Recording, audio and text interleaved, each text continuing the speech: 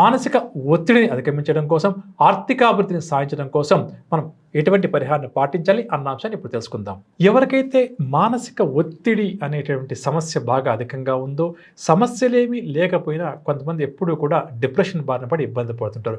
కొంతమందికి చిన్న చిన్న ఏదైనా అపజయాలు కానీ, చిన్న చిన్న సమస్యలు కానీ ఎదిరితే దాని జీవితాంతం కూడా జీవితం అంతా ఇలాగే ఉంటుంది చెప్పేసి మానసిక ఒత్తిడికి లోనైపోతూ ఉంటారు. అంటే మానసిక ఒత్తిడికి ఎక్కువగా లోనవుతూ ఉంటారు. అంటే నిరాశ నిస్పృహలు అధికమవుతుంటాయి. ఏ ఒక్కరూ కూడా సంపూర్ణ విజయాలు జీవితంలో సాధించలేరండి. కానీ దాన్ని మనం మర్చిపోతుంటాం. ఒక చిన్న మనం అనుకున్న సంఘటన జరగకపోతే డిప్రెషన్ బారిన పడిపోతుంటాం. ఈ విధంగా ఎవరికైతే మానసిక ఒత్తిడి అనుక్షణం కూడా వెంటాడుతుందో, అదేవిధంగా ముఖ్యంగా ఈ మానసిక ఒత్తిడి వల్ల నిద్రలేము లాంటి సమస్యను ఎదుర్కొంటున్నారో, చుడుకళ్ళు బాగా అధికంగా వస్తుందో, జీవితంలో మేమేమీ సాధించలేము అని చెప్పి బాధపడతారో, అటువంటి వారికి ఒక చక్కటి తేలికపాటి పరిహారం అంటే మనకు కర్పూరం నూనె అండి, క్యాంఫర్ ఆయిల్ అంటుంటాం. అది మనకు బజార్లో దొరుకుతుందండి.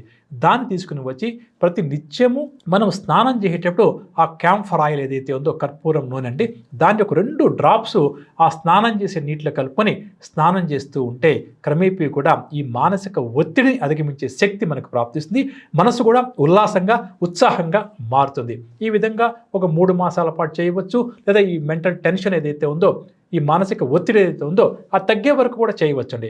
ఆ తర్వాత మరేం చేయాలి ఈ విషయానికి వస్తే, మన ఇంట్లో మామూలుగా దేవుడికి పూజ చేసేటప్పుడు మనం భగవంతుడికి హారతి ఇస్తూ ఆ తర్వాత కళ్ళకు అద్దుకుంటాం కదా, హారతి పళ్ళెం అంటామండి. ఏదైతే ఉందో దాన్ని ఏకార్తి అని కూడా అంటుంటామండి.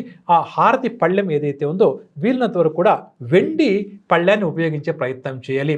భగవంతుడికి ఏదైతే కర్పూర హారతి సమర్పిస్తామో అది వీళ్ళనంత వరకు కూడా వెండిదాన్ని ఒకదాన్ని తయారు చేసుకుని దాని మీద దేవుడికి హారతి ఇచ్చే ప్రయత్నం చేయండి. 2 కర్పూరం వెళ్ళేసి ఆ ఏకార్త ఏదైతే ఉందో లేదా హారతి పళ్ళెం అంటామండి, దాంతో భగవంతుడికి హారతి ఇచ్చి ఆ తర్వాత మనం కళ్ళగద్దుకొని నమస్కరించుకొని ప్రయత్నం చేయాలి. ఈ విధంగా చేస్తూ ఉంటే తప్పకుండా కూడా ఆర్థికాభివృద్ధి కలుగుతుంది. మానసిక ఒత్తిడిని కూడా అధిగమిస్తాం. ఈ 2 పరిహారాలు కూడా కలిపి చేసుకోవచ్చు, విడివిడిగా కూడా చేసుకోవచ్చు అండి.